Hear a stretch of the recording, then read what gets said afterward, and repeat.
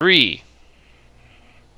Billy Mays here with the original sonic screwdriver, the perfect fishing lure, shark detector, and microphone, guaranteed. Here's how it works. It's magic. We don't have to explain it. Just point it and it will do whatever you want with just one tap. Call now and get one for the low, low price of only $9,999. Call now and get an extra screwdriver free. You can even feed it to a shark and pop another one out of the box. No visitations needed. Here's how to order.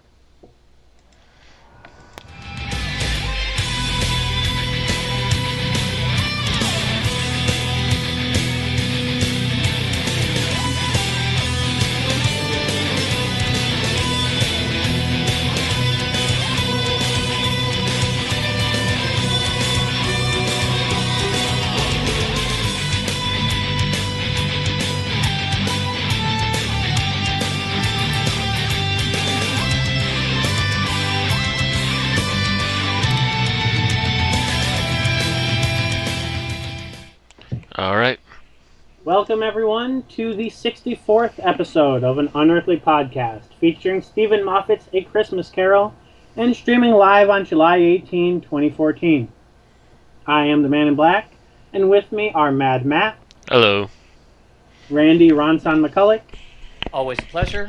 And Aaron Romeo Moonberg. Hello.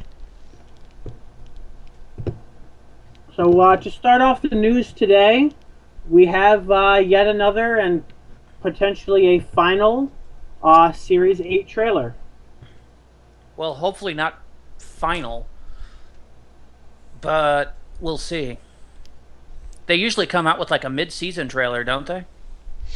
Do they always do a mid-season trailer when there's no break? I don't know. Yeah, I'm not sure about that.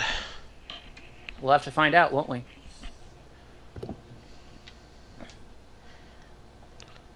So, we've gone over this trailer a bit, and we're pretty much under the impression that it looks like this is pretty much probably all the episodes that are already done with post, which are pretty much the first third or so of the season. Yeah. There are a few questionable ones, but there are definitely robots in Sherwood. Which, yes, we know is the third episode. That was actually mentioned a long time ago.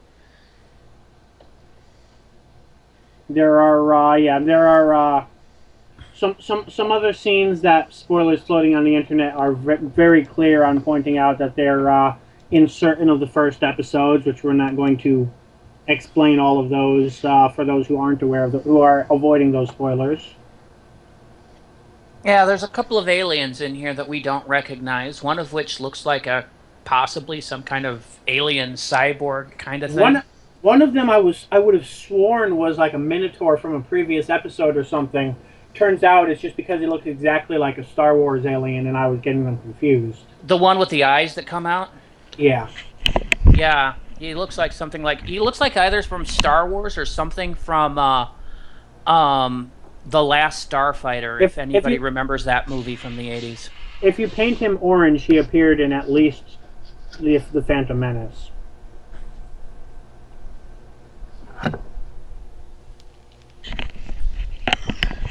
And I'm a watcher of Last Starfighter. Matter of fact, I know that there's a musical going around. Yeah, well, he looks vaguely like a Kodan, Matt. A little. Anybody else have any particular comments on this trailer?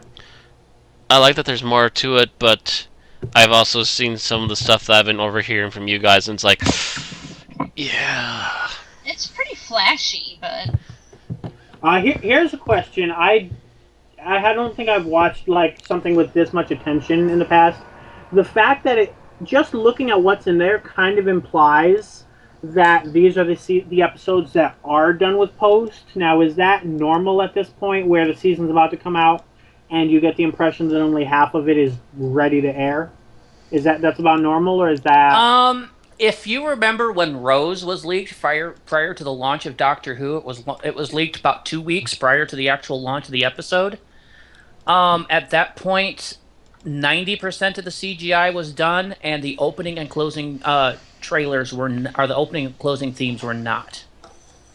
So we're still a month away from the launch. So this is not behind by any means. This is pretty No. standard or so. No, it This is seems more or less pretty well standard, yeah. together. I don't know who's doing visual effects for Doctor Who anymore. Because back in those days, it used to be the Mill. And they did a But- darn good job There's Yeah. with what they could. I know somebody was there was someone named in the closing credits to some of the stuff. I'm trying to remember. I think there was someone named Real Effects doing some of the effects. Something like that. Yeah, which is because they can't afford the Mill anymore. Mm-hmm. Does the Mill appear in the credits as literally just saying effects by the Mill or the Mill? Yeah, it said Productions or visual something? effects. Watch an Eccleston or Tennant Right. episode, and it will say visual effects done by the Mill. Okay. And I noticed, I think last time I watched a Matt Smith episode, it's not there anymore. At least last time we pay attention, yes.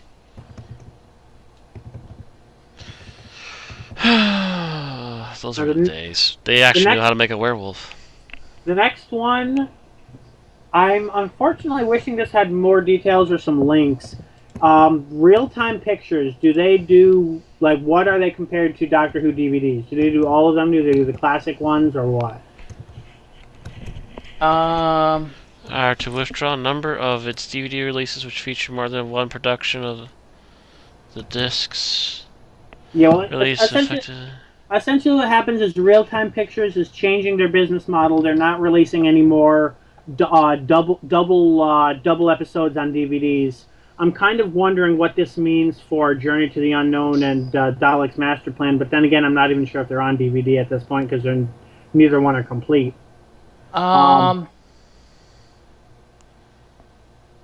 I'm not sure who Real Time Pictures is. Yeah, as far as I'm aware, they have nothing to do with the actual BBC DVD releases, so I'm wondering who on earth they are. I think this is a company that has done captures of the lost episodes. Okay. Maybe. Because the actual official Doctor Who DVDs are done by To Entertain. Okay. That's why I was a little iffy on this so one. But essentially, it's some sort of extra side thing, so we're not too worried. Mm-hmm. Well, if they're the ones producing, if they're the ones releasing, I should say, the reproductions, then that, it's. If You they're mean only the doing animated reproductions? one at a time, that might be a problem because less people might be willing to pay for reproductions one at a time than they would be as a double pack. Real Time Pictures is they did a lot of like behind the scenes stuff. A series of Mythmakers was a series of interviews with the people associated with making Doctor Who. These were all originally hosted by Nick Briggs, who was kind of the original face of Real Time Pictures. They're also the first company to do spin-offs, or unofficial spin-offs. Oh, so did they do the audio visuals? Are they related to that? No, the audio visuals came out later, but were not directly related to Real Time Pictures. Other than the fact that they were Nick Briggs in the spin-off. Yep. Is there anything Nick Briggs has not done? Not as far as I know for Doctor Who. Other than showrunner.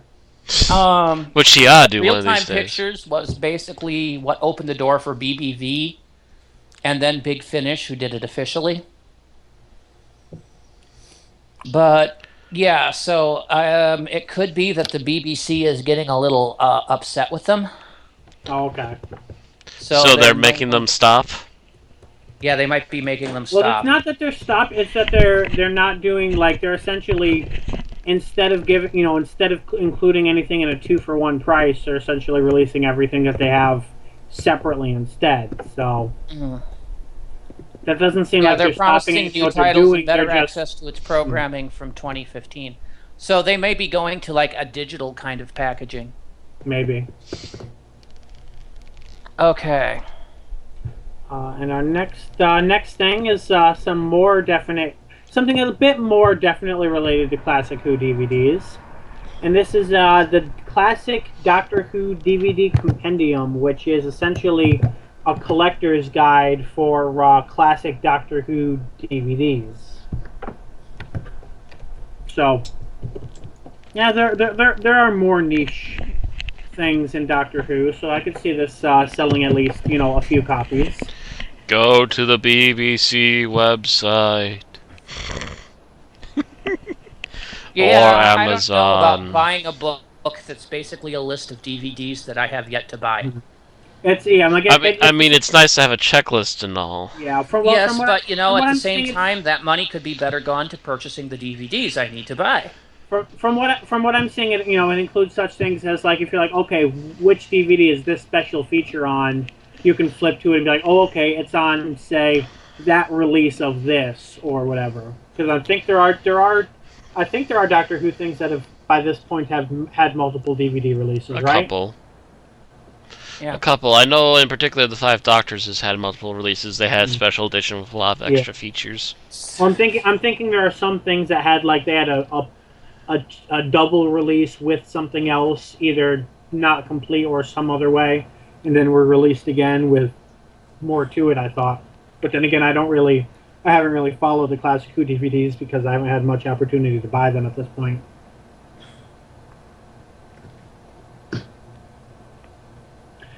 So I get but nobody here is particularly planning to buy that then. No. Yeah.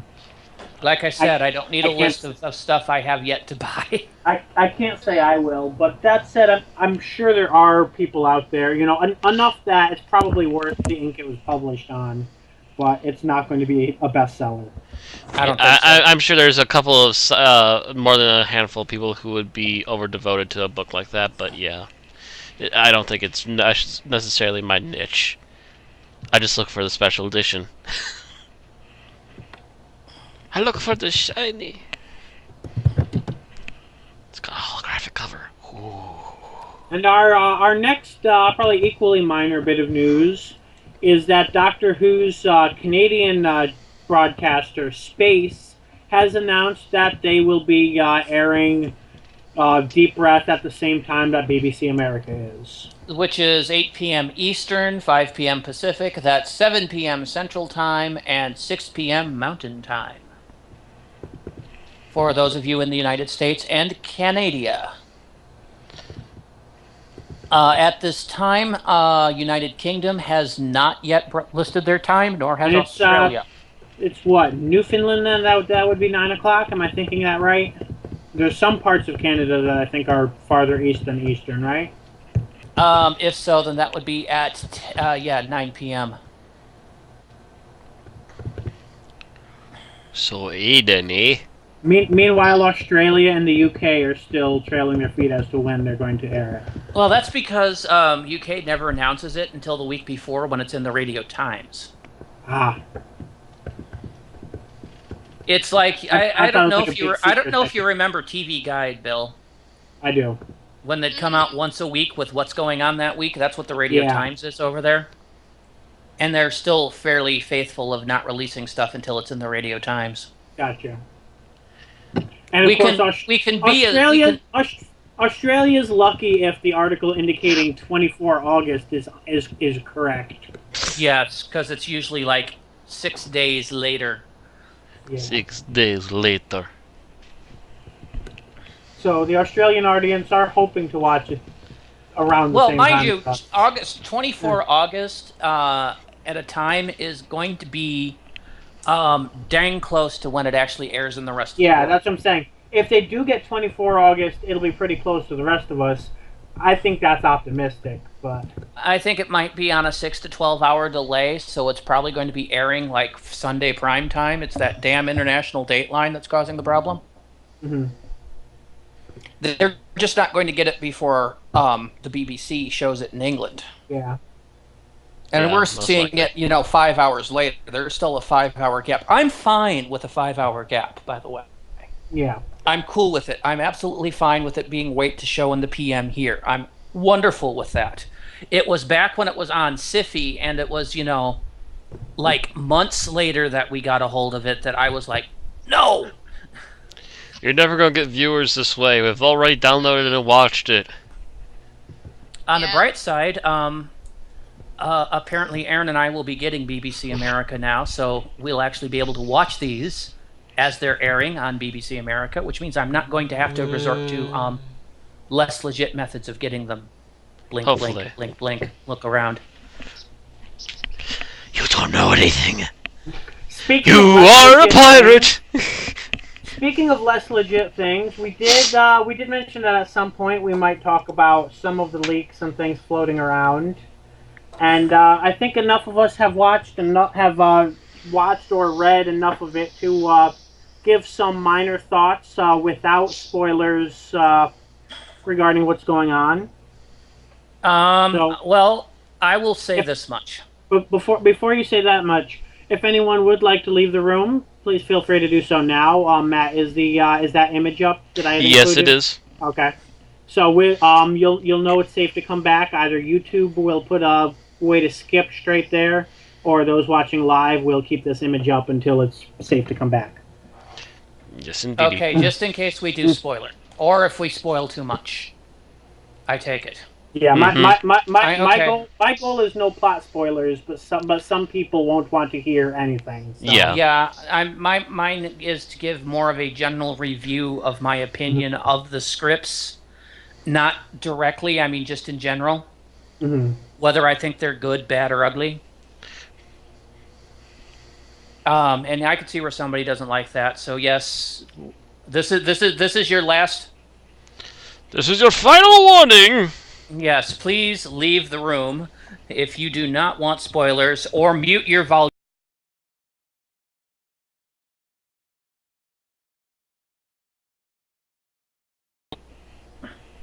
Game Boy? Seriously, Matt? Game Boy? Screw you, I've been playing Final Fantasy Legend lately. Who plays Game Boy anymore? Raise hand. Hey, Game Boys have been known to survive a bombing raid. Exactly. Yeah. Suck it. Can you say that about your 3DS? Nope. Can't say for sure that I will. Probably would break.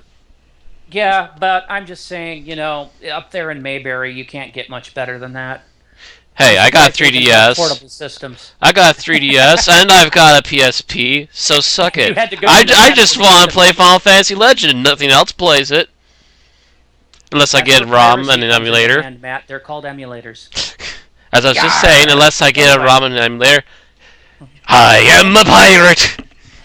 So Anyway, so now we've given enough time. We've given you fair warning. So the following We've will given- be spoilers. we've even No, given not- we've even given a tangent for the stragglers. Yes, I was deliberately doing that, Bill. Okay. Anyway, so there are 5 scripts that were released. 2 of them are Stephen Moffat scripts. One of them is a Gaddis script. The other one is, oh God, what is that guy? John Ford, is that right? Ford Prefect Ford. something. It's something Ford, and the other one is Stephen Arthur Thompson. Dent? No. Now, Stephen Thompson lives in infamy for coming out with Journey to the Center of the TARDIS. He also did Curse of the Black Spot, so I was not looking forward to reading the script. Now, if you remember correctly at the beginning of this, Moffat promised us that we would have a different outlook on Doctor Who. Well, if you're going by Moffat scripts, he lied. Yeah, Moffat pretty much wrote the same Doctor Who he's been writing since 2008. Yeah, it was a real disappointer for me, just because everything he promised, he completely and totally failed to deliver. Lied. Promise, by the way. He promised that that the new Doctor would herald. Completely new Doctor Who, harkening a bit more back to the classic days. I think Randy could say a bit better. Yeah, it's not. It feels like another Moffat Doctor Who script. And it was not even a good Moffat After the Break script. It was not that well written. Likewise, I will say with the one Moffat script that I've read so far, it's something that a lot of Doctor Premieres are, which is a play it safe script, which is where essentially Moffat defaults to a lot of the basic things that he knows that fans that already like him will want to watch, and doesn't try much harder than that. Now, that aside, there are some good scenes which I will not spoil for you.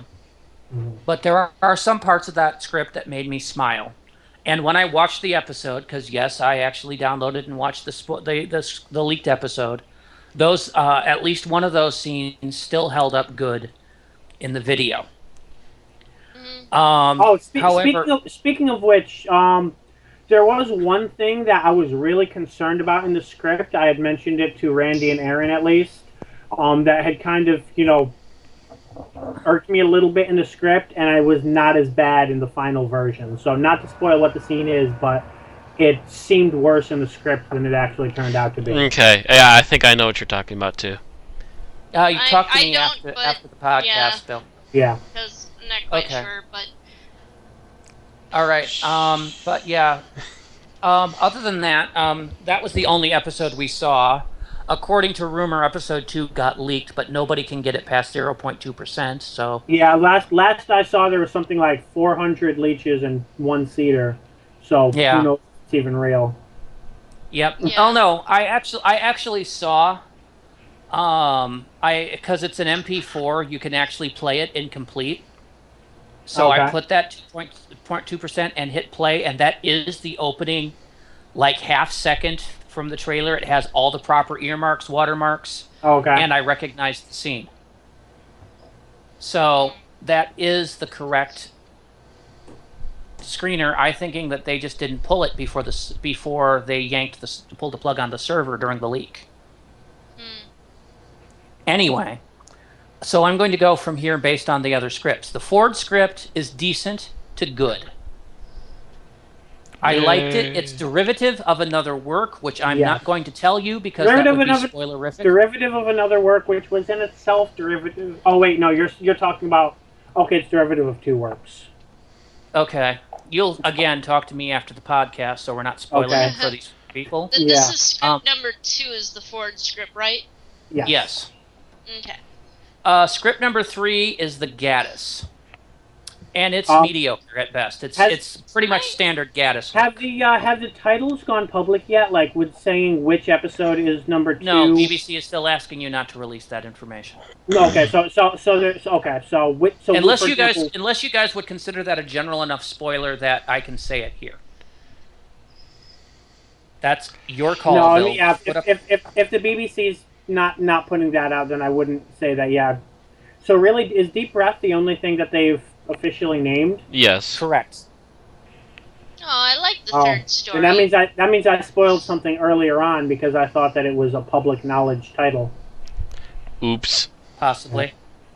Yes, you did. But it was well known that was the bit of what's Yeah. going on there, because they kind of mentioned that during the filming process. Mhm. But we didn't know that was the actual episode title.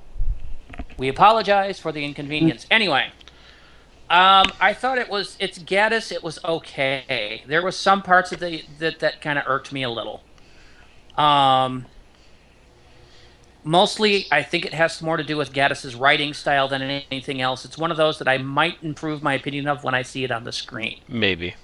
Did it played out like a general Gaddis episode? You would say, or Yeah, like any kind of. Actually, it was a surprising little better story? than your average Gaddis. I will actually revise that. It's a little better than your average Gaddis, But because still the villain average. has the reason for being a villain. Oh, hey!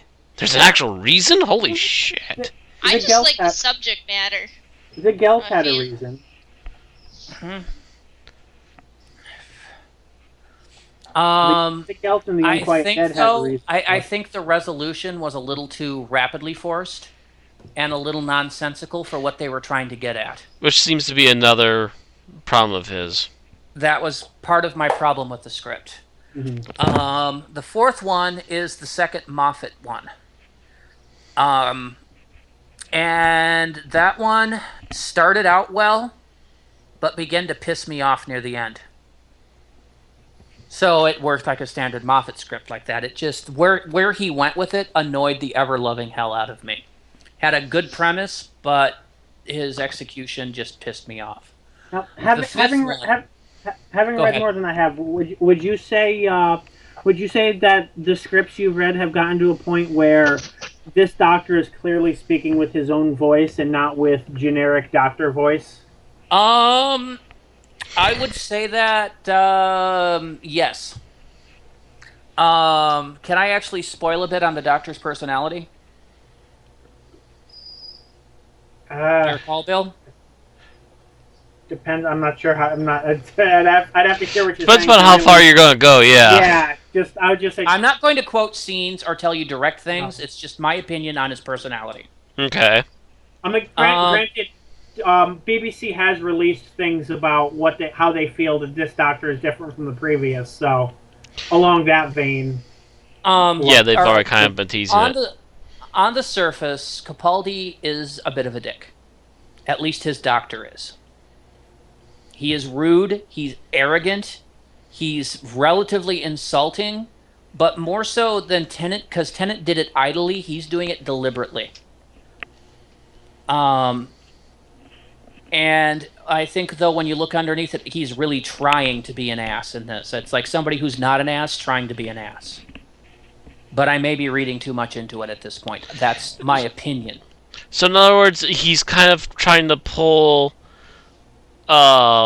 He's essentially trying to pull the wool over people's eyes, Mm-hmm. and try to put front a front act that he's an asshole that doesn't know any better, when actually he's hiding the fact that he does know better. And he's just keeping an eye on things. I think I'm not sure that it's. I don't think that it's he knows better. I think the asshole is the front that he's basically. It's like, I've been too kind and eager my last two incarnations. I need to be something else. So he's kind of pulling the Sixth Doctor card and being a bit of an ass. Only where, of course, with Colin Baker, it was, he was an ass. He was supposed to get better, but they didn't film that far. This guy, I think, is faking being an ass. Because there are little scenes where you swear that a personality other than what he's portraying comes through. I'm not going to give you those scenes. Now, If this is my entire opinion. That said, there is at least one assy thing that carries over from the previous incarnation that I don't like, and that's something I was discussing with. I know Aaron had responded to me. I forget if you were part of the same conversation or not that we were talking about earlier, and that's more to do with the fact that how widely watched Doctor Who is, and with the role the Doctor plays in it, I don't particularly like certain aspects that seem to be not necessarily Moffat scripts, but it's been part of the Moffat production era enough that I can kind of start to blame I him. think I remember reading that, and I was about ready to answer my own part when I fell asleep. It's been kind of my issue this week, is when I would come up and read what's going on in Skype. I was on the verge of passing out, so I'd be reading, and my eyes would get droopy. The next thing I know, it's like several hours later. But yes, I'm also noticing a very annoying trend by Moffat to do what I refer to as reverse sexism. And that is Moffat's tendency to make his empowered women. They're basically empowering themselves by basically making derogatory comments towards men. You saw this during Day of the Doctor, when talking to Queen Elizabeth. She did that kind of thing. And it is a trend that will continue in Moffat's writing. That's the definition of Amy and Rory's relationship right there. Yeah, it is. But it's something that's been going on in Moffat's writing, and I don't see any sign of it stopping. Making a noose out of my headset cord. Here we go. Let me just wrap that right around my head. Matt, don't kill yourself. If you kill yourself, no one will be able to stop this podcast, and we'll be in the never-ending podcast of doom. It'd be like the never-ending story. No, it wouldn't, because there's no rock eater. Don't say that, because now I'm picturing the Rock Eaters from the sequels, and Aww. The little baby one. Baby Rockbiter, fuck you three. Picture it. Anyway, I think I've said all I care to say about these, because I can't say. Oh wait, I did want to say one other thing. of these scripts, the 5 scripts, it surprised the heck out of me that the Thompson script was the one I liked the most. Now, to add to that, I've heard it said of Thompson that the best thing about him is that he doesn't seem to mind having his scripts completely rewritten. As a writer, I mean, not as a person. I'm just going strictly professionally here. So whether or not that's in play with that being a good script is kind of up in the air at this point. I haven't read it myself either, but The fact that I read it and my original thought was, oh, come on. And then we get to the climax and everything suddenly made sense. And I'm like, yes, thank you. I love the script. I think I can ask, which number did he write? Which script number? Yeah. The 5th and final. That's right. Okay. Okay. The 5th and final of the leaks, but yes. And I'm like sitting here, I'm like reading this, and I'm coming off being pissed at Moffat for the previous script. And it's just compounded, so I'm actually swearing at him for a good, like, 2/3 of the script. And then they do the big plot reveal, and it's like completely 180s you, and you're like, yes, yes, yes, go! Awesome, cool. So I loved that script. That was my favorite. That's probably a 4-star script. And you said that he has a tendency to be okay as a writer to let people rewrite his scripts. The thing is, you're talking about Moffat here. I'm pretty sure Moffat didn't touch it. Because remember, Sherlock is essentially a 3-man team in which Thompson writes a script, Gaddis partakes in rewriting it and writes his own script, and then Moffat partakes in rewriting both their scripts. So while he may not do a ton of Doctor Who editing, but this is his team. This is his boy that he's most likely to put that, and he's the one that we all bitched needed more editing last season. Well, if the script needed editing, it was edited before it was leaked. True. Most likely. Because this is supposed to be like the final script, isn't it? It was shot before it was These are supposed to be translations for other people. This was basically what was supposed to be on the hard drive of Marcello was these 5 scripts and the first 5 episodes. What he was doing was translating the scripts and double-checking the timestamps for the Spanish translation to go to South America and Spain. So this was for the translations, so these should be at least what other foreign countries are getting for our translation. Yes, these were English. the same. These scripts had been partially sent to post and came back. The question is if Capaldi is the type to add, I knows here and there completely off of the script to throw off, that would completely throw off the translator people. But when I was watching the first episode, I had the script up and I didn't really see any deviation. I noticed minor deviations that I think were, like things that unnecessary lines that were cut here and there, but nothing big that actually impacted the scene. So, but actually, I was going to mention, has any of you seen a lot of Capaldi or seen a fair amount of Capaldi? Not particularly. Prior to this, no. No. Okay, so nobody knows how he is as an actor in general, other than the fact that he's well liked. No. I mean, we've seen him in Torchwood. We've seen him in the previous Doctor Who bit, both of which were okay. But a lot of his more popular works didn't make it over the pond. Yeah. Which is why he's a big deal over there, but over here we're just like, who?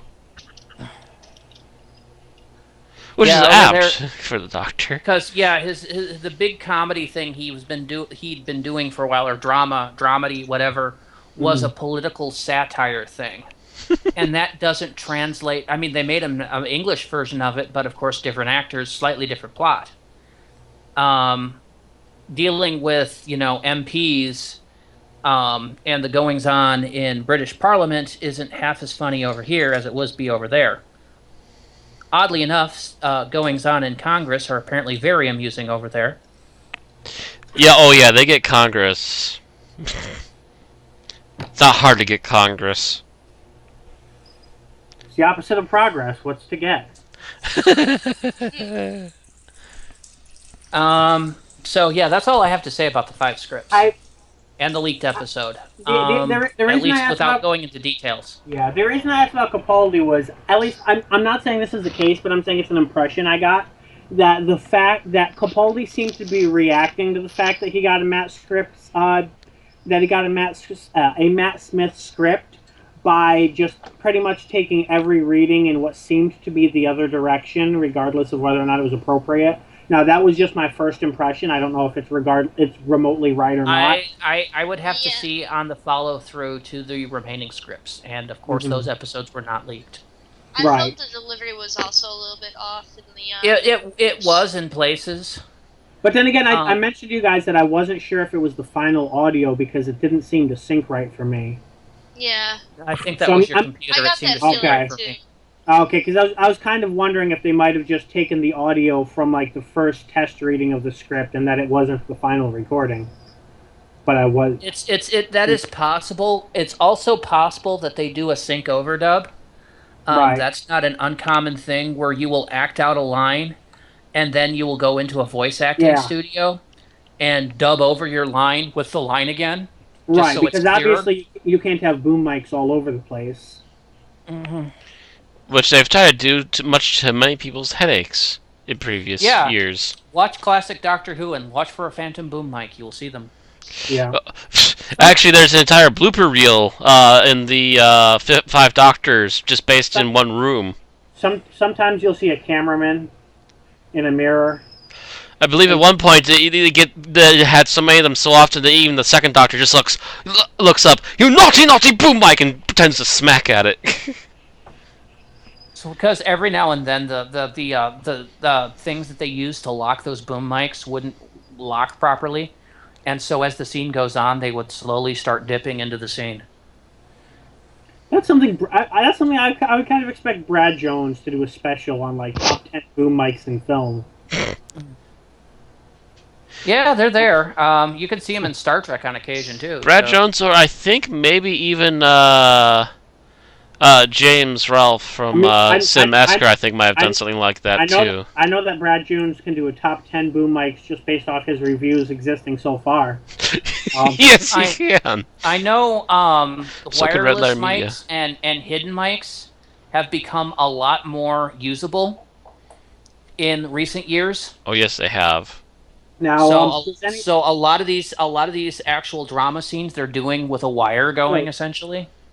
now, does anybody have anything they particularly want to mention before we take down the spoiler warning? I really like the first and second stories. You liked the first story? Yep, I like the first story mostly because of the characters involved. I want a spin-off series, damn it. I want a full-blown spin-off series of these characters, which I shall not mention. I think that's Still after the podcast. Were they recurring characters in the series, or? Yes, they are recurring characters in the series. I think I hate them. I think that's I well love them. known. I absolutely love them. Yeah. I love them, and I want to see them in their own series. So you're my fan wagon then? Huh? Remember what I said about reverse sexism? That was from one of those characters. Yeah, so I'm a woman. I'm not an MRA person.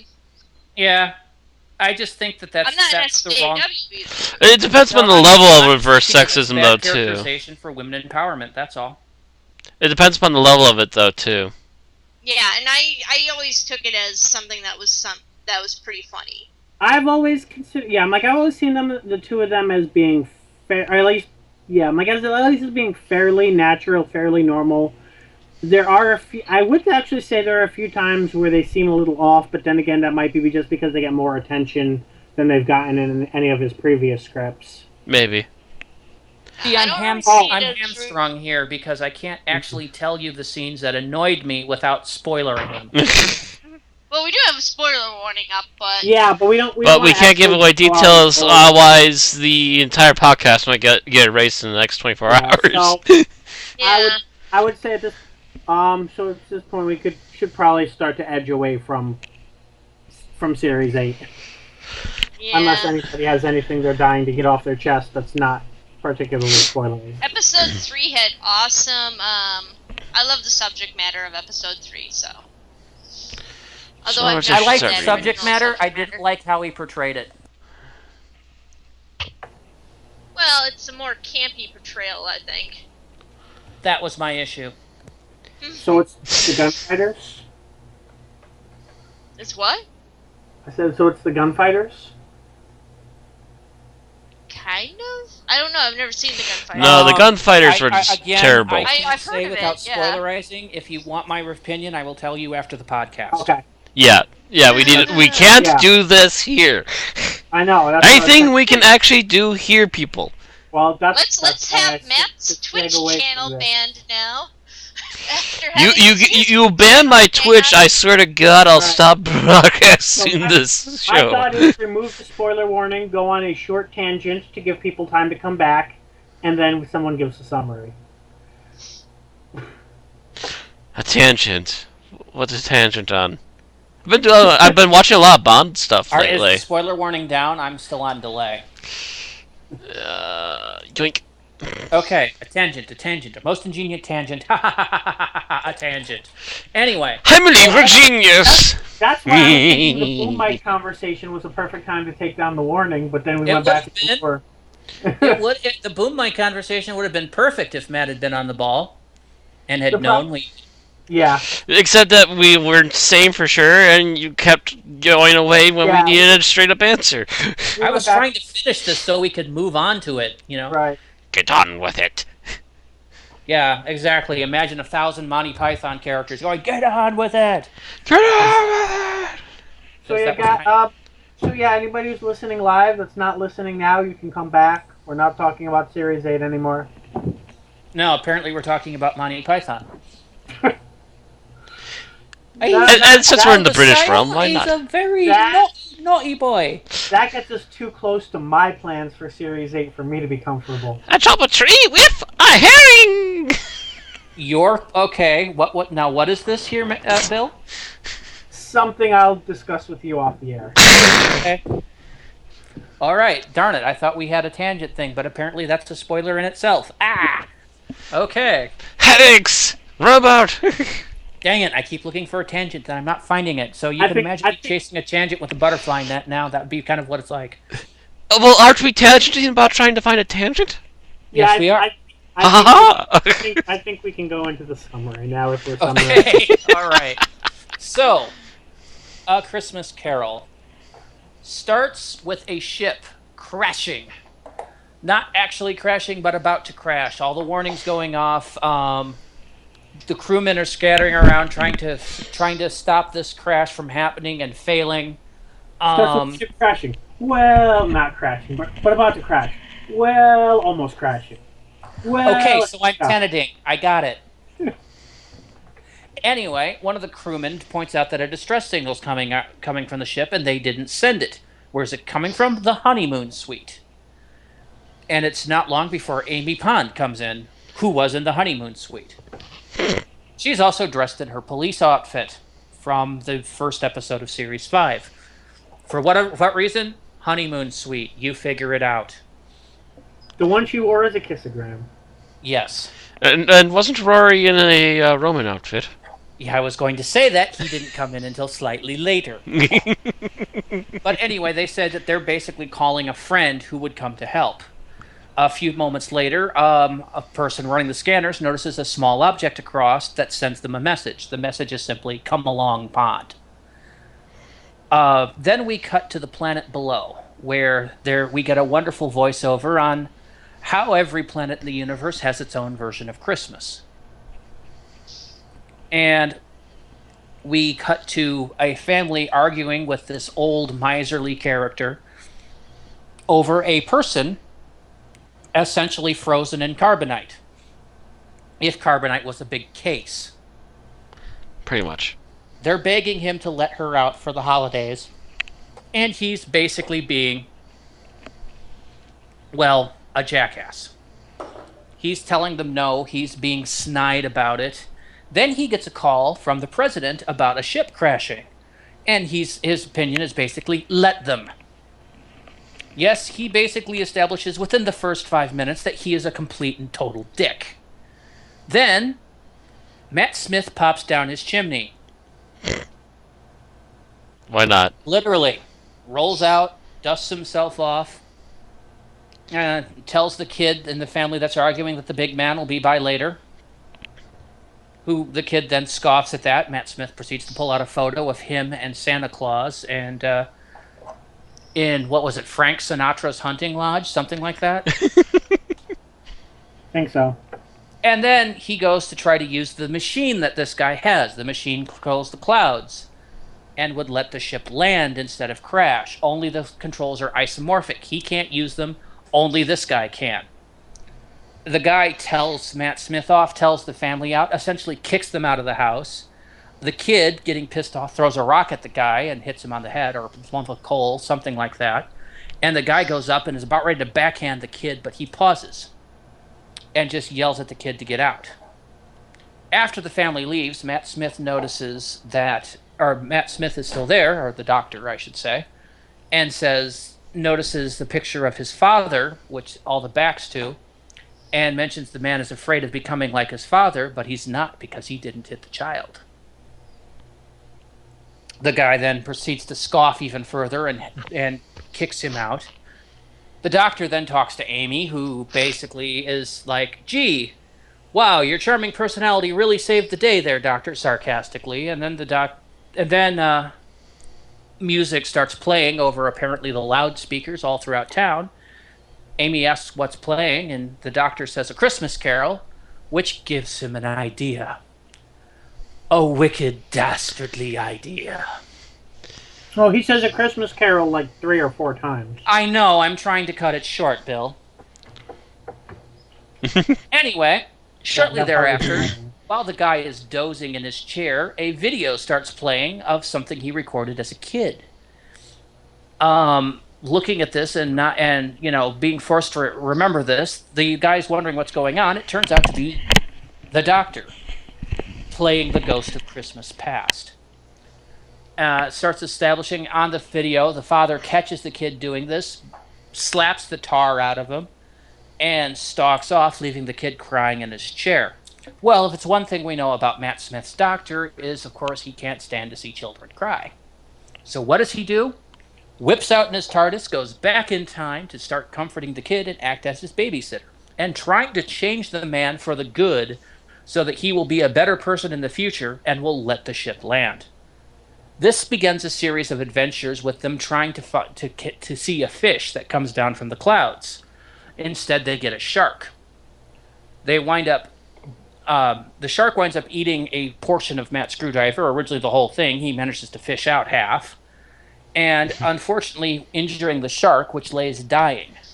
In order to rescue the shark, which the boy is adamant that they do, they have to get one of these storage pods from down below to put the shark in so they can take it up to the clouds. This releases Abigail, a young woman that's been down there for a while, who apparently likes fish. As they were getting ready to do that, as they were starting to release her, the shark once again attacks them, but is subdued by Abigail's singing voice, which seems to have a mellowing effect on the fish. The doctor claims that it's due to a resonation effect in the ice crystals that performs a soothing effect on the fish. Anyway, they shove the fish in the locker, bring it into the TARDIS, and he transports them out onto this upper cloud layer where they have the most beautiful sight ever. And, of course, the doctor releases the shark, which goes swimming away. They, of course, take Abigail back and put her back in the case. But before that, the young boy, whose name is Kazran, promises that they'll be back next Christmas. Matt Smith originally balking at this, but goes along with it, and thus begins a series of adventures they have every year, where they go out and do things like riding a shark-drawn carriage, visiting various places in time and space. And as we're watching, we see as Kazran grows from a little boy to a young man. And as the young man, he begins to have feelings for Abigail. And those feelings are reciprocated. Prior to this, every Christmas when they showed up, her exclamation was, "Doctor!" But one year, she turns to like, "Kazran."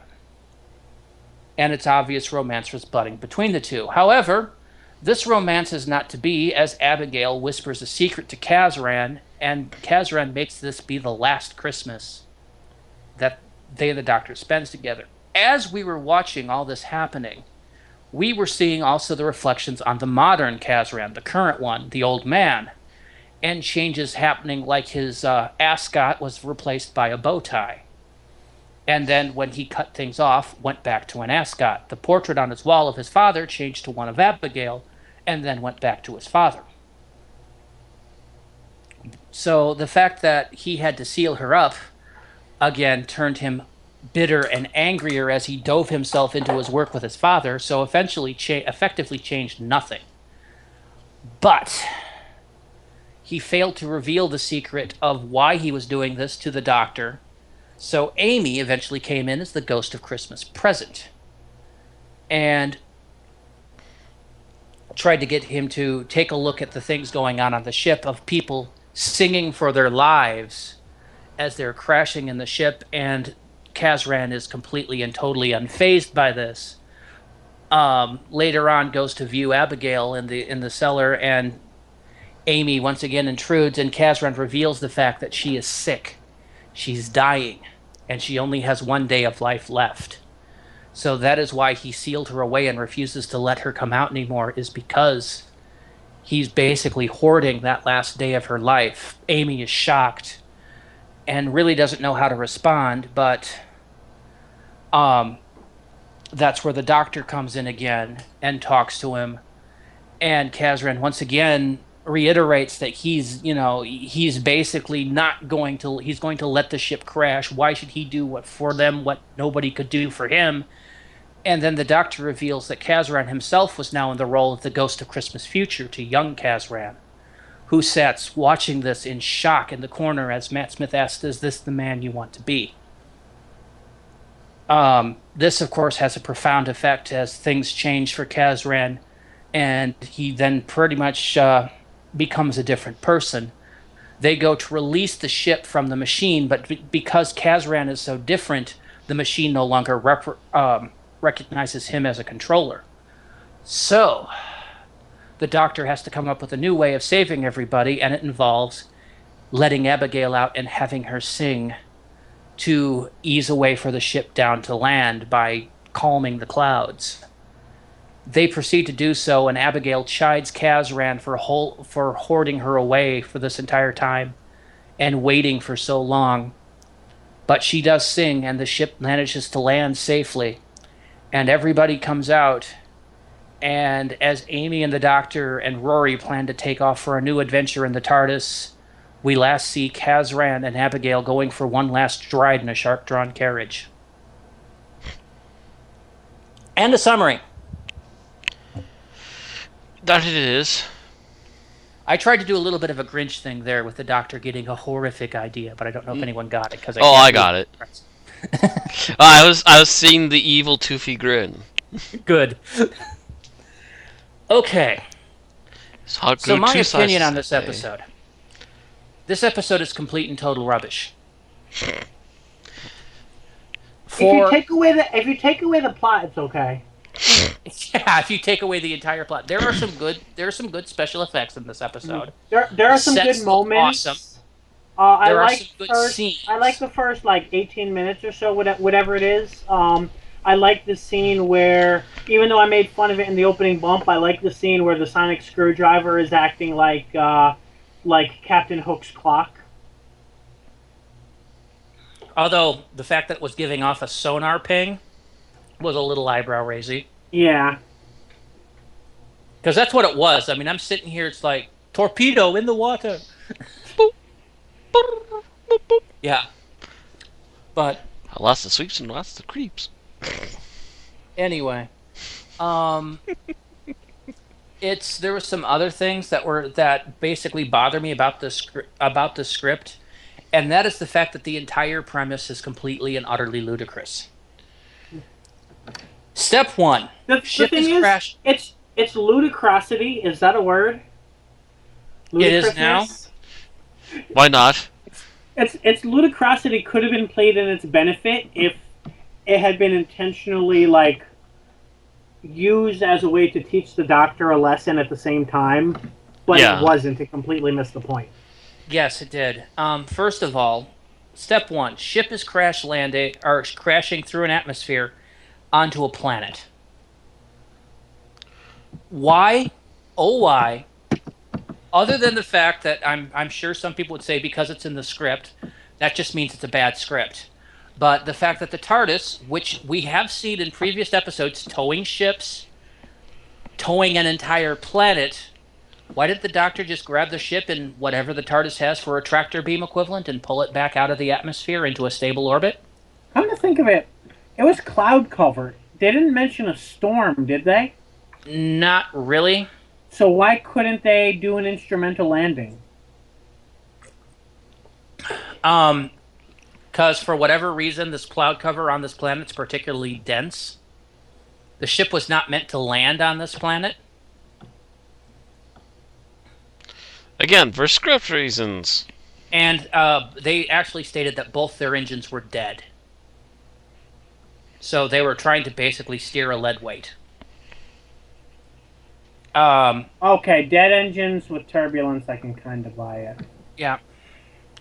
Anyway, those were their given reasons. But why the Doctor just couldn't pick up the ship with the TARDIS and pull it out to a stable orbit, I don't know. Yeah, it's not like it's not been done before. Yeah, exactly. So that's step one of why the script is stupid. Step two. Upon not being able to operate the controls to save the ship, the Doctor then proceeds to do an elaborate thing which breaks one of the fundamental laws of time.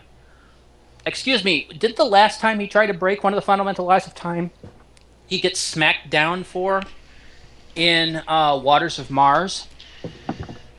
Something along those lines, yes. He instead decides to alter this person's life, even though he's already materialized on this planet and is supposed to be caught in the causality of things. This is the direct words according to David Tennant. Speaking of the fundamental laws of time, they even reference that in the next Moffat episode, which is also the direct next episode. To talk about the fact that the last time the Doctor interacted with himself in a paradox, the universe did explode. And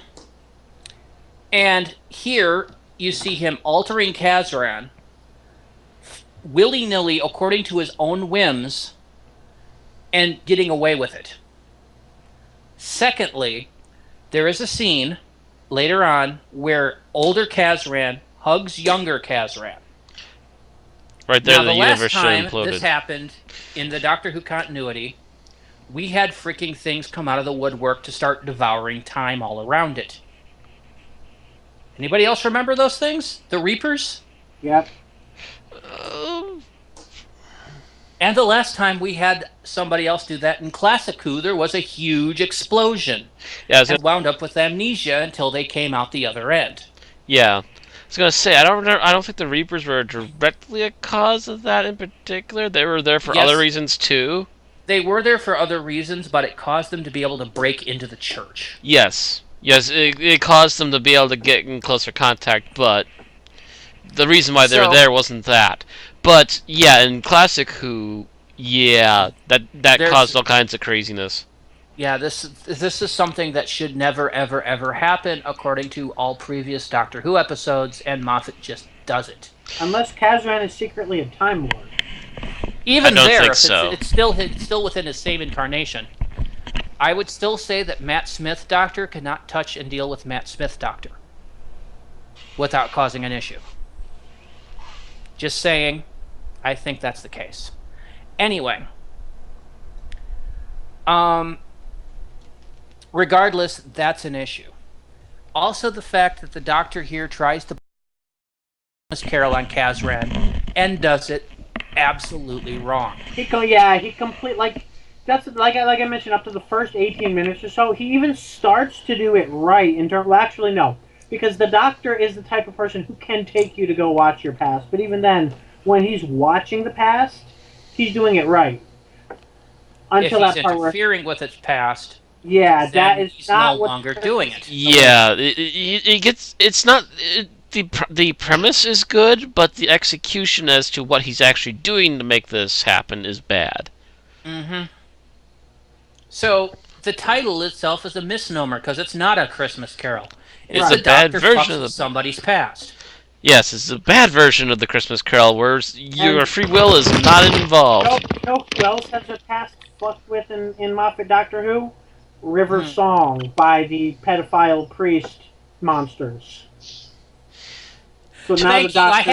I hadn't put pedophile by their name. Now I'm not going to be able to mentally live that one down. I haven't ever since Time of the Doctor. I can't think of them as anything but. Oh, why was River okay? She's not a 7-year-old boy. Not this regeneration. Give me a moment. Stab, stab, stab, stab. Anyway, We had to have a rape porn on the show. Anyway, yeah, trying to get my brain back on track. Yes, there's so many reasons that this episode is just wrong. It's not right. I mean, The thing is, and since we're not really going in a straight order with this, I'm just going to bring it up. But it's Kazran mentions the fact that part of the problem is that the Doctor is trying to literally rewrite a person and just fuck with his past to suit his own needs. That's a good point, and it really should have been addressed. And if they had done it better, it could have been, the Doctor can't change him because he is caught up in the events and what he's doing is wrong. Instead, it's no, Kazran is wrong, and this is just another obstacle for the Doctor to fuck with some more. Yeah, if he had tried and he had failed, and it was, okay, I can't change Kazran in the past, I need to change him in the present, yes.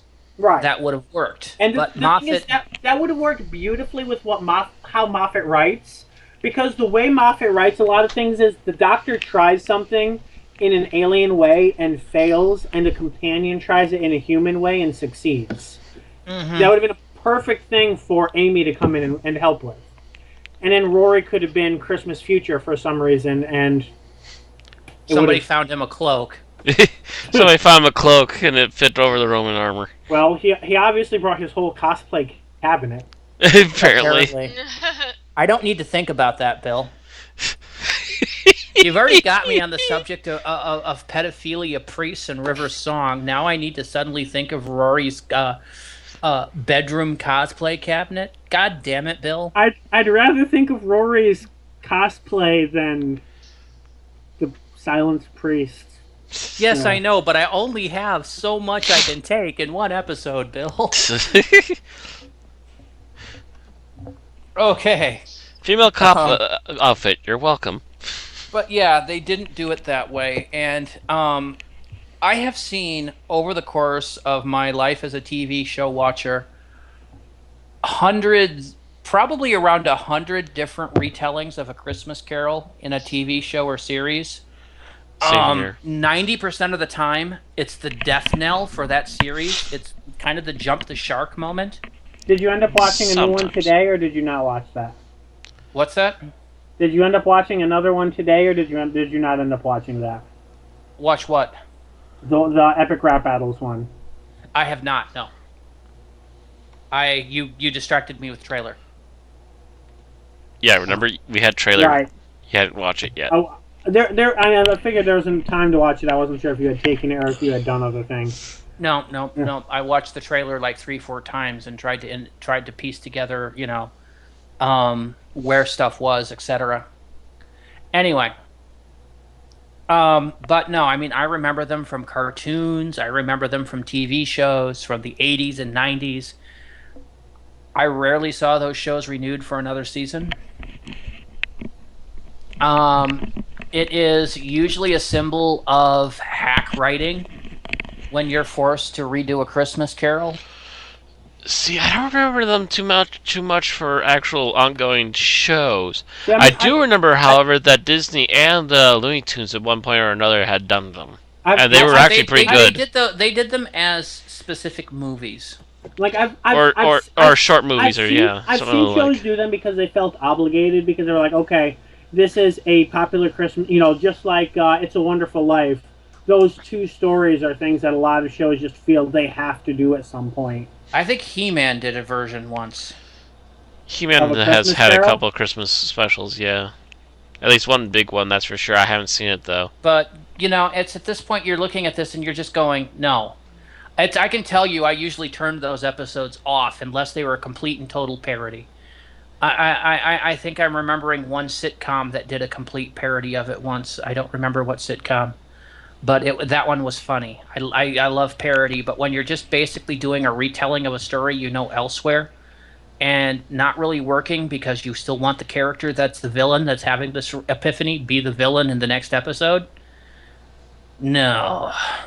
Did DuckTales ever do A Christmas Carol? With DuckTales, no, but Uncle Disney Scrooge? did have one, and Scrooge was playing Scrooge. Oh, okay. Yeah, that was actually the first, not the first full appearance of Scrooge McDuck, but it was the first one that was really commonly known. Oh, okay. Was It Mickey's was- Christmas Carol that was done in the very early 80s, where Mickey Mouse played Bob Cratchit, Scrooge McDuck played Ebenezer Scrooge, Goofy played Marley, He was a great Marley, by the way. Pete played the Ghost of Christmas Future. Mm-hmm. I can't the freaking Actually, giant from I Mickey and the think- Beanstalk played Christmas Present. Yes. I think I did watch that one once. Like, not enough that I can. Oh, I recall saw that all the dates, time as a but kid. can- I loved that one. Yeah, that's whereas- like I said. Aaron and I watched it a couple Christmases Yeah, ago. whereas the household I spent most of my Christmases in had more of a Muppet leaning than anything else. And The We watched Muppet the one Muppet came in Christmas when I Carol was like on- in my early teens, so But up until I- then it was only the Disney one. as Nope, compared to the other Christmas movie that I got really tired of, or that I watched every year, I did not get as tired of the Muppet Christmas Carol because I found it much more entertaining than a Christmas. See, I Carol. actually graduated from Mickey's Christmas Carol to the classics because somewhere around 95, 96, Patrick Stewart did a version of A Christmas Carol. I've never seen that one. Oh, and it was, by the way, I've seen like even 5 prior versions to of it. that, he had done a reading of the original Dickens novel, Hmm. and that was my Christmas Eve before bed listen to sit down and listen to Patrick Stewart narrates A Christmas Carol. That would be a good listen, I would assume. Yep, I love that. Patrick Stewart would make a very good Scrooge. Yes, he was very good. Look it up; it's out on DVD. I've seen the Jim Carrey one, I've seen the Disney one, I've seen the Muppets one, I saw at least one, if not 2. I saw one of the black and white ones. I saw one of the early color ones. See the one with I think George C. Scott. Can't remember. I've seen most of these too. My favorite by far is the Patrick Stewart one because I think he, having the Shakespearean trained actor do it was, very Yeah. good. Probably, Now, yeah, it was and- a good idea. The early episodes of Next Generation, Picard, you could kind of see Scrooge coming out of him if he got, you just age him a bit. Like his talk about how he's bad with children and he proves to be bad with children. Mm-hmm. You can kind of just see that extended to become a Scrooge figure, just those traits and the way he acts them, portrays them. Yeah. Yeah. Yeah, it's true. Although that's also, it took a while for Patrick Stewart to learn to let his hair down. So that's a good chunk of that too. Yes. Yes, it was. That a pun? No, he was he's used to British filming, proper British filming up until that point. So he was really uptight, whereas the American actors were kind of used to ad-libs and so forth. Ad-libs, slight goofing off when not on camera. Slight goofing off is a way that a lot of the American productions, cut stress on the set and stuff. Right. And they Patrick get out of Stewart their was this system. Whereas the uptight, British, apparently rigid with- British with- actor. Apparently So, the British go with tea and bacon sandwiches. Well, apparently at one point, he actually exploded at the set at all the cast going, we are professionals. We should not be acting like this. And eventually, he eventually got it. You know, Yeah, it's I like, think yeah, sometime he within the eventually first year he understood. finally got it. Yeah.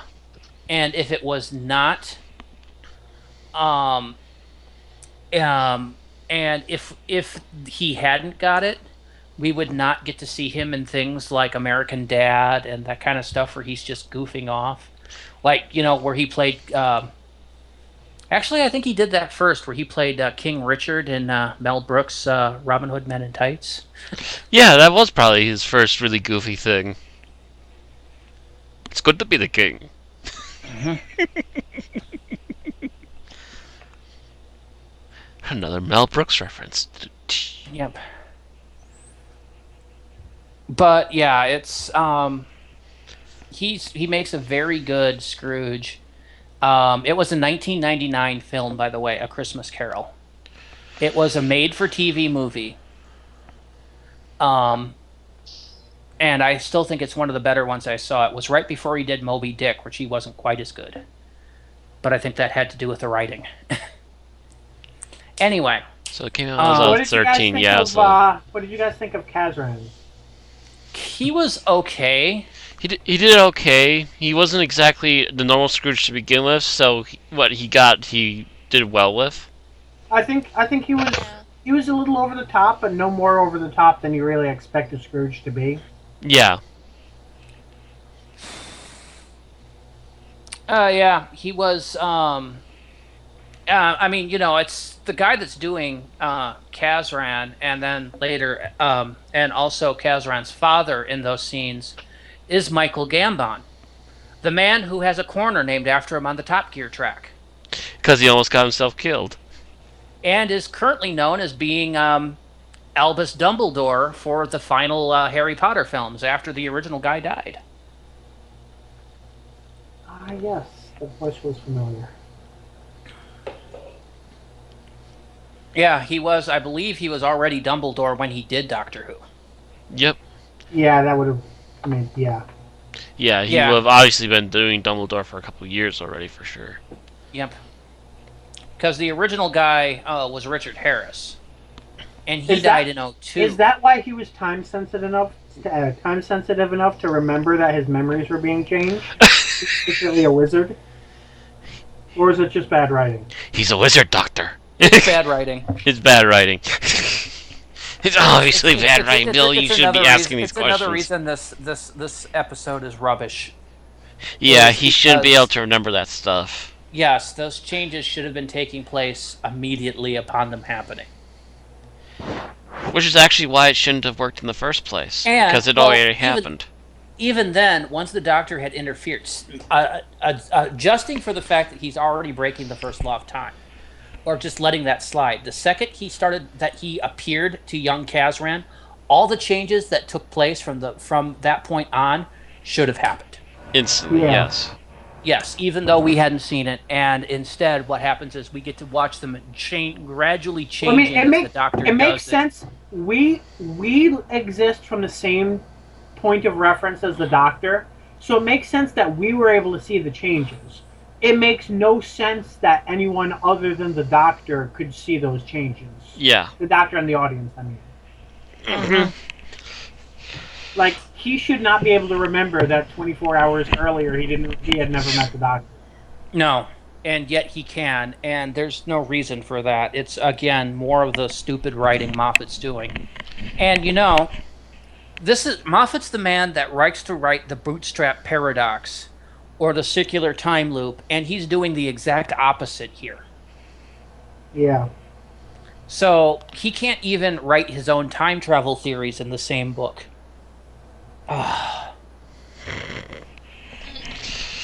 See, I don't get your frustrations on the certain paradoxes because I just go with the flow, much like time itself. Yeah. But however, I do see where some of the flaws in the writing are, like the fact that Kassaran is actually seeing everything happen. That's no.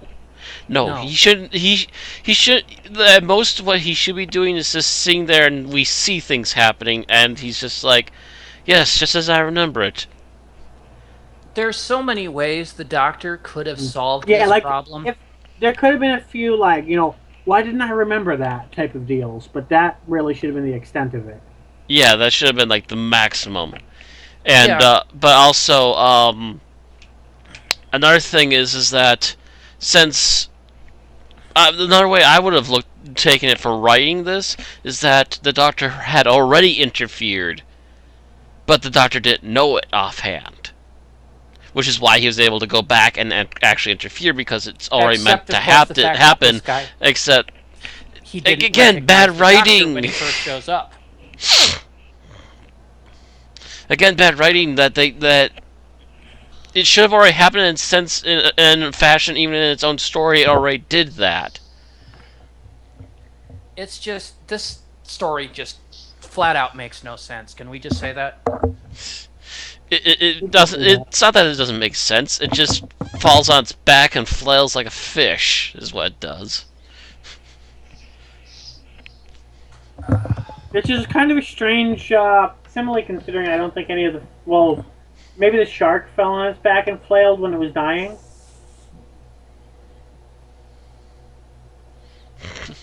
What's that, Bill?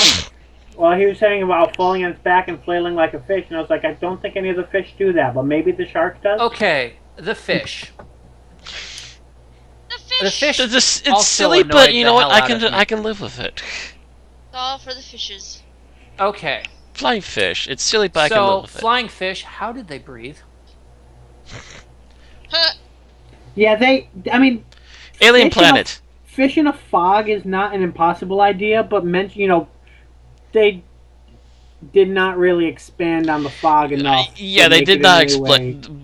Believe me, they did not scientifically explain it enough sensible. for my liking of it either. But in the quickness and speed of a special like this, it's an alien planet. Ta-da! Yeah, I Yeah. know. It's just, I'm like, alien I fish can that get look over them. just like our fish to the point that they have an actual shark I mean, that looks like a I great can- white shark.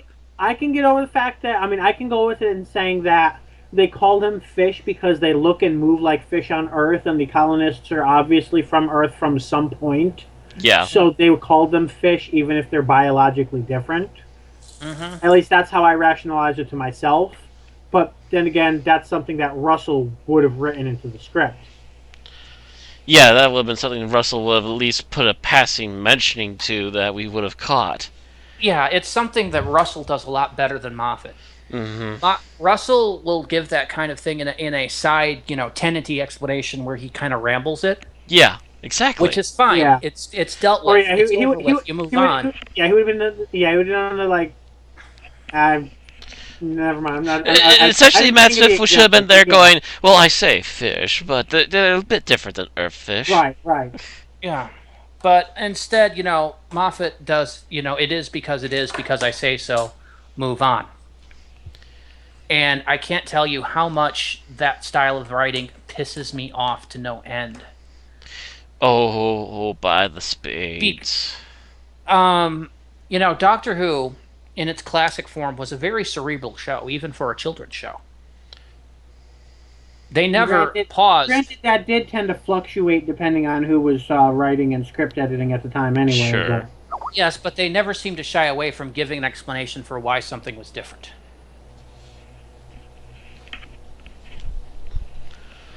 And it's something that Moffat does that's completely contrary to that just grates on me.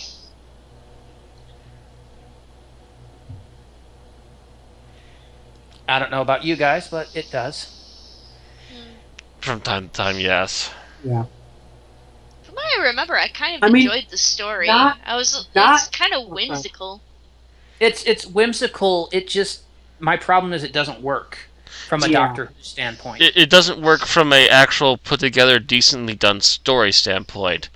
The idea and some of the elements of it, yeah, it's nice and whimsical and I'm stuff, trying and you can ignore a lot of it, but not. There's just as much stuff I'm- that you're just like, I'm trying to think of, at some point I watched either a movie or a television show, and the character essentially had brain surgery performed on them to either change their personality or make them less intelligent, and they were awake through the entire thing watching it and being unhappy about it. And I can't remember the details, but that's pretty much what's happening in this story. Yeah.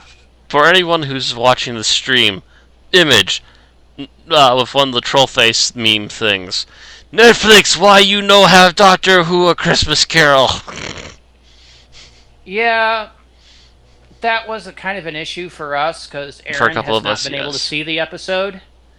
Um, and yeah, Netflix doesn't have A Christmas Carol, and it doesn't have Planet of the Dead.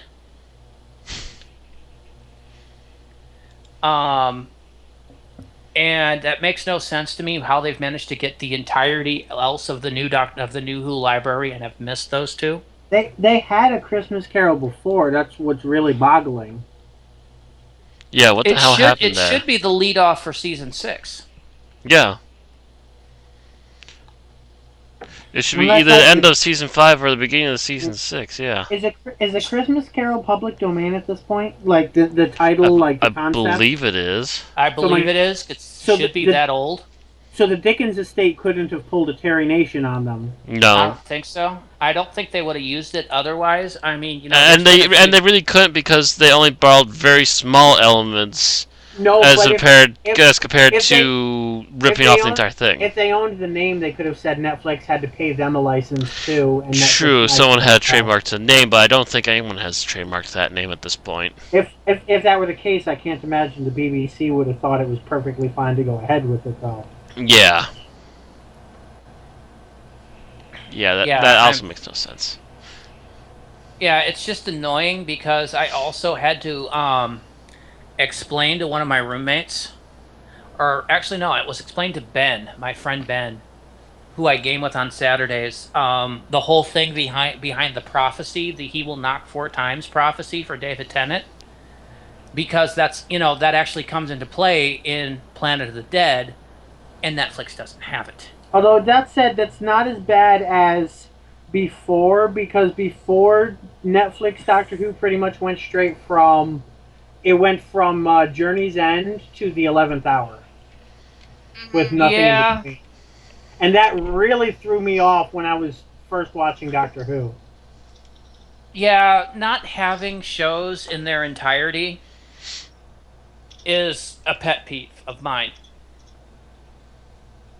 To be honest, it annoys me the fact that Netflix doesn't have, all the classic serials on their thing. But I can understand that. To a degree, yes. It annoys me that the BBC is missing so many episodes of first and second Doctor Who, but there's nothing I can do about it, so I grit my teeth and I move on. And wait until they animate it. It's just a feeling, when I love a series, I need to see, watch, hear all of it. Completionist! Yes, I am. High five! Through the net. If you've been listening to the podcast over the years, you know I am deeply, totally addicted to a show called Ranma One Half. And I was the same way, where the second, one of the new DVDs came out, I had to get it.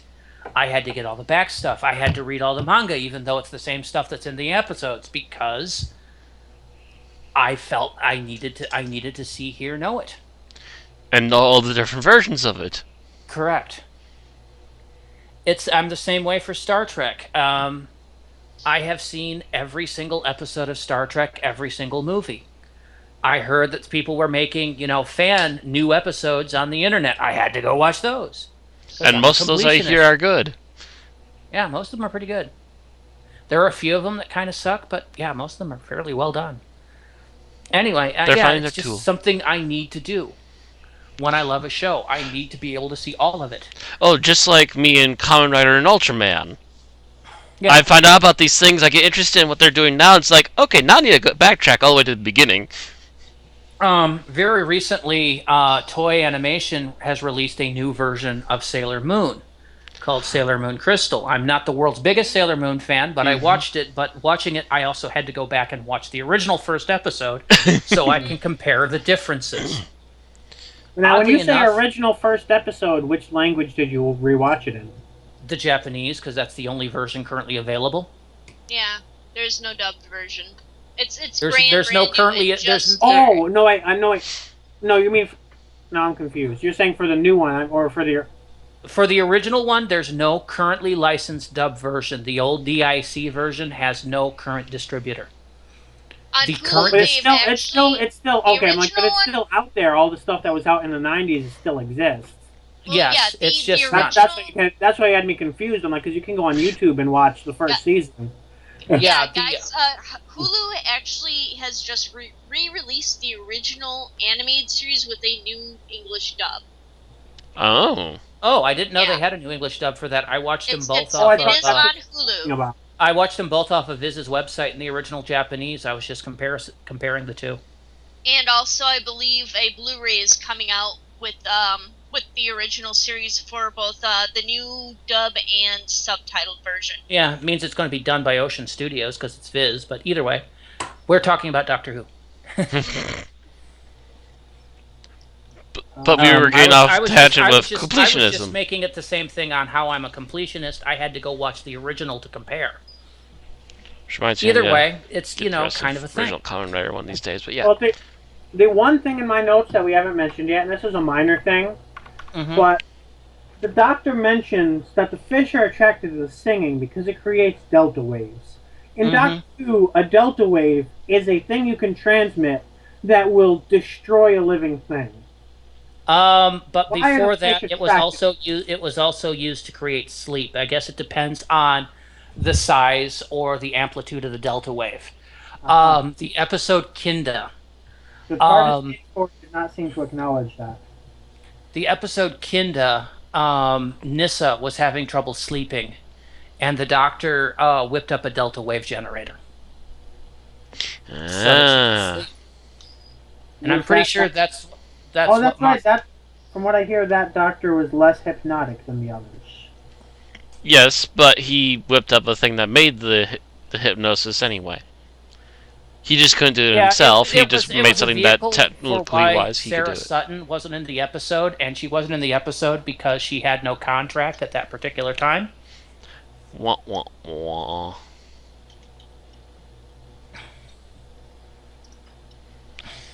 Contracts be important, yes. Mm-hmm. We need speaky contract. I just remember hearing that. So, but yeah, he mentions that it's basically a delta wave generator is what he uses, so that she can sleep while they all have this bizarre adventure. But yeah, delta waves are apparently used for multiple different things, depending probably on how strong they are and how potent of a wave it is.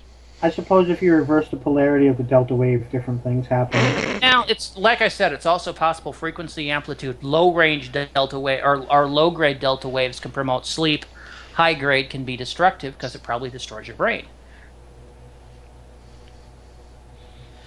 I would assume that, at best, someone who's singing would only be a low range anyway. I think, except for, yeah. I guess, yeah, I'm like excluding certain fictional characters. Excluding certain X-Men or DC or Marvel characters, yeah. Or Mortal Kombat characters. Or Mortal Kombat. Mortal Kombat.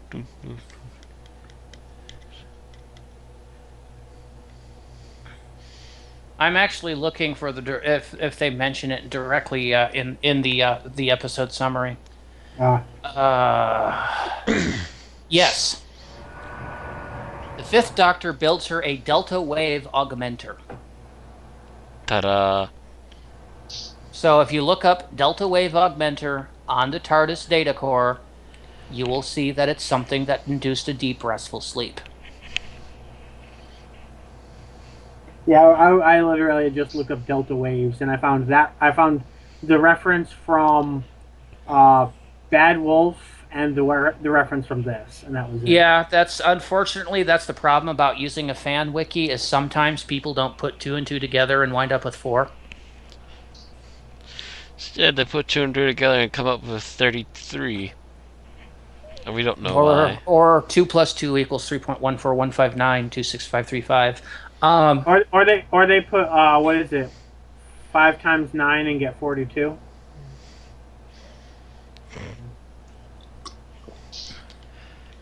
Six by times 9. Life, the universe, and everything. By the way, I would note that I believe last episode I mentioned I had 42 subscribers on my YouTube channel. I've now gone above that. Oh, you're no long. You were at 41 actually. Because I'd lost somebody, and then like 5 hours later, I got somebody else. But you're no longer the ultimate answer, Matt. You Yes, suck. I am bigger than Oh. the ultimate answer. Go home. Sit down. You suck. Aw. Poor man. He's not the Everyone ultimate answer, Aaron. So what? I'll No, get I am. 69. Everyone should subscribe to me and my crappy MMO channel. I mean, my entertaining MMO channel. You're too late, Aaron. You're too late. You know, the kind where I run around and jump on houses and stuff. She promises not to muck about with your history to make you like her channel more.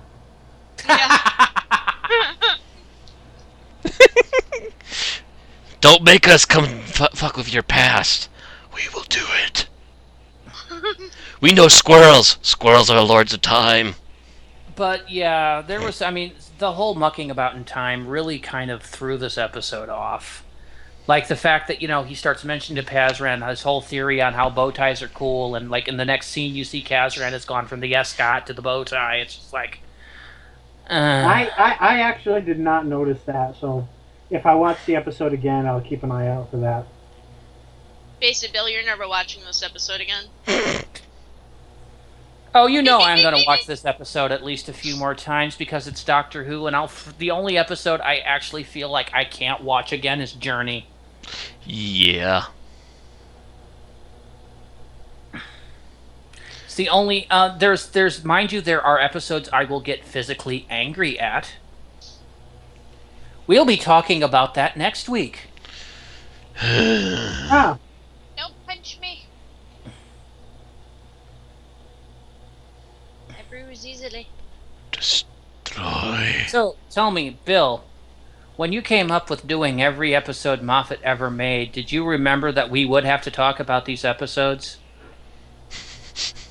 well, at the time, we weren't sure if the Christmas episodes were going to fit. No, I meant Series 6. I knew Series 6 because Series 6 is a large part of the Moffat mythos, which at this point is certainly becoming more of a thing than the Cartmel Master Plan ever was. I think I'm Moffat referring to Master Cartmel Plan. even. Master Plan. Actually, you could call it the Moffat Master Plan, but that implies that There was a there plan. was- yeah. I think that gives too much credit for his planning abilities. I think there's just a Yeah, bunch of loose everyone threads in does. that he was I finally think yelled at enough that he tied them Which together. is something I'll be talking about a lot next week because it really makes no sense. Yeah, every now and then I see these YouTube videos that just laud Moffat on how great his planning and everything is, and I'm sitting here going, Fuck you. so in other words, you have no clue how to actually write. I would refer everyone to the College Humor Doctor Who RPG video, where they literally poke fun at the fact that this makes no sense, so we're just skipping ahead. I have to look that up now. They do it like at least 2 or 3 times, and they cover most of the stuff in season 5 and 6.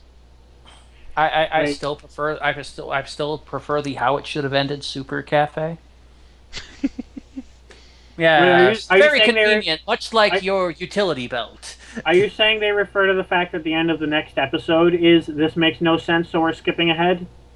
What's the next episode again? Impossible Astronaut, Day of the Moon. I think they fast forward right afterwards, yes. In between episodes, they're pretty much like, we don't know how to get from point A to point B, so we're skipping ahead. Yeah, But Yeah. that's a discussion for next week. yes, they do fast forward in that particular video from at the end of this at the end of the storyline here that we're going to see next week. Yeah. Yeah. Anybody else have anything they wanted to bring up about this episode? I think I've said my piece. This episode. I liked the visual effects. Visual effects were I for liked the the most part sets. pretty good, yes. I liked the acting. Again, all the I have major to say problem about that. is plot, and the plot is the linch key in making this episode work, and that's why it fails. Yes. And that's the fucked up thing is, we're talking about an episode that is generally written when the writers are out of originality and are borrowing somebody else's writing and doing an episode on it. So to screw up a plot that requires you to literally copy and paste a script onto the file. To be honest, you do have to alter the script to Yeah, fit whatever you do genre you're doing. yes, you do have to alter but it you a don't bit. have to nearly alter it as much as this did. No. And if it hadn't been altered, it would have been a better episode. That's the sad part about it. Yes. Okay, so I think, are we ready for final thoughts? I think we pretty much are. Yeah. Okay, so let's see. I don't have my dice with me, so I can't actually roll to see who gets to go first. Aaron, you didn't watch the episode. You get to go first. Erin has the highest X bonus. She gets the highest initiative. From what I remember, I enjoyed the episode. I mean, it was confusing as Frel. I still don't really quite remember how everything worked in it, but whatever. I enjoyed it fairly well. Okay, so Like, I just dropped like a complete F-bomb, and then she's just like, Frel. It's like, we've already lost Frel that is the new the Frel. audience. We've already lost that part of the audience. I can hear her. She's trying to be cute again. I like it when she's like that.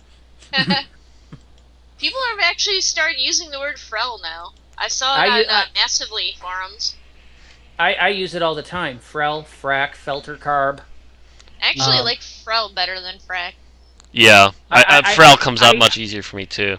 I use them all at the same time. I mean, I just kind of randomly bounce between them. I keep a mental library of alternate swear words. Frel and Smeg are my go-tos. Frel, frack, smeg, felter carb. I used to have another one, and I can't remember it now. Buggery. Buggery is actually a British British swear word. Yeah. Yeah, in America though. But buggery is essentially an older version of the word sodomy. Except. So remember that, Matt. Next time you decide to bring that one out. I tend to use rubbish a bit, but I like rubbish. It just means garbage, so.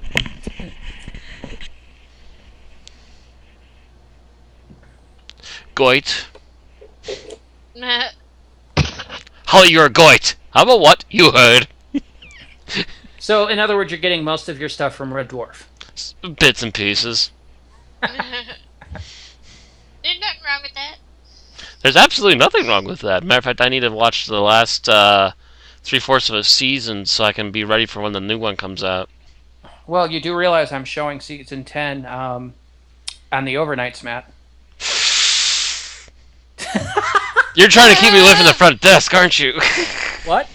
You're trying to keep me away from the front desk, aren't you? I'm just mentioning it. I actually have to make that purchase like tomorrow. But yeah, we're showing Red Dwarf 10. Our theme is comedy. What do you expect? Anyway, Matt, your opinion. Oh, my opinion. If it wasn't for the lackluster problems of the plot, this could have been a really good episode. It has all the makings for it. It's just a shame that there are so many plot problems that just halter it so hard. All right. Bill. Like I said, if you take away the writing and the story and the idea, it's a good episode. But I'm actually looking at the shark right now. The shark is still pretty good. And that's all you have to say about that. That's pretty much it. That pretty much narrows it down.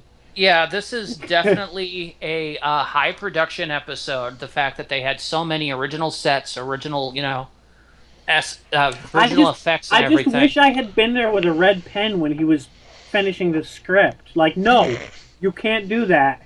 Moffat. Bad Moffat, this is not how you do it. Scratch it out, scratch it out, scratch it out. You do it like this. Start writing. Steven, that's a bad Steven! Clippy pops up. You look like you're trying to write a Christmas Carol episode. Do you need help? It looks like you're trying to write a Christmas Carol episode and doing terribly. Do you mind if I help? Actually, Moffat needs that in general. Oh, it looks like you're trying to write a script. Do you need help with that? Looks like you're trying to write a script about time travel. Do you need help? They don't even need to do the theme. Every time I think Moffat has to write a script, it needs a little Clippy to come in and fix it. Well, he seems to do all right with Sherlock. The problem is his show about time travel. I tried to watch Sherlock. I failed to watch Sherlock. I don't watch it myself. I just go by what I hear from people on that one. I tried to watch the first episode, and I was falling asleep within 15 minutes. It's like, I'm sorry, this doesn't feel like Sherlock to me. Anyway. Not Sherlock! Kicking into a well. Yeah, this is definitely a high-budget thing that definitely suffers because of the script problems. If he put as much effort into the script as he did to the rest of the production, it would have been a wonderful episode. Instead, we get a beautiful episode that should go in the waste bin. A beautiful episode that's empty in the head. The lights are on, but nobody's home. Okay. So, ratings. Aaron, ladies first. I liked it. I'll give it 3 stars. It's not perfect. It's got its flaws, but it was enjoyable to watch. Okay. Matt. If I can remove my head at the door, which I admit I can't do all the time, but if I'm prepared to remove my brain at the door and just watch it for the shiny and the whimsical nature of it, then I can usually get away with giving this a 3 as well. However, if I'm going to be in a nitpicky mood, which I can be once in a while, it can drastically lower depending upon my mood. But on an average, it can just edge out of 3. Just. Bill? Well, I gotta say, and it probably gonna look down compared to these last two, but while the script isn't always enough of a reason to completely trash an episode, it is enough of a reason to bring an otherwise 3 to 4 episode to a 2 when the script has as many problems as this one. So I am going with a 2. So that 2 is because the production values keep it well away from being a 1. And I'm actually agreeing with Bill, except I'm going to give it a 1.5. Because I believe the script was so horribly flawed from the premise that it needed a complete, total rewrite from the ground up. I like how I knew going into this that Matt would have a higher score than me, and I would probably have a slightly higher score than you. And that worked out perfectly. Again, I'm forewarning everyone that I give it a 3 only at the point that I can usually remove my brain at the door and just sit back and enjoy it. I'm and again, that's not always the case either, so I can get to be a nitpicky bastard at times. Tin can. For me, it's like the plot itself gives it a 2.5 point deduction. It only gets a 1.5 because it would be down there with Journey to the Center of the TARDIS, except the characters are likable and the sets are nice and visually appealing. That's how much I hate the actual plot of this episode, is the fact that it would be Journey level if the acting had been less wonderful. If we do pay attention to the plot, yes, we can start nitpicking the hell out of it, but it's not nitpicking. The writing itself is flawed. Yeah, I don't, like I said, nitpicking. I would if I thought we were nitpicking, I'd have given it 2.5. But these are serious problems with the writing. Mm-hmm. Again, I can usually whenever I've been able to see this episode, I've already turned off my mind and just go with the flow. If you have to turn off your brain, that means it's not an average quality episode. Yes. I have to agree with Bill. Again, every time I've seen this, I've usually been in the mood for it, so I can't really harshly nitpick it, at least not yet. I can't rate it harshly, at least not yet. You keep using that word. I know. I just stopped myself from it. I think there are just some stories that play more to the heart than to the mind. Even My so, heart doesn't want somebody fucking around with it and changing it on a whim. Bill, your heart is as black as your hat. oh snap! Oh, on that bombshell. I think we should let it go before this turns into a downright brawl over Da the da internet. da da da da da da da da. That the heart discussion makes me think the Master Stole Christmas should be the next holiday special. Yes, it should be. It should I'm sorry. I'm suddenly getting a burst of scissors playing in my head. I can't decide whether you should live or die. I'm still going Star Trek battle theme right now. Hit with the Q-tip. Okay, so we'll see you all next week when we will review what we were originally planning to do for this week until Bill remembered that there were Christmas specials. Whoops. Yep. You're a mean one, Mr. Bill. Good night, everybody. We'll see you for the Impossible Astronaut Day of the Moon next week. Just Hopefully don't on forget it after time you if watch Matt it. doesn't have a cold. Or do.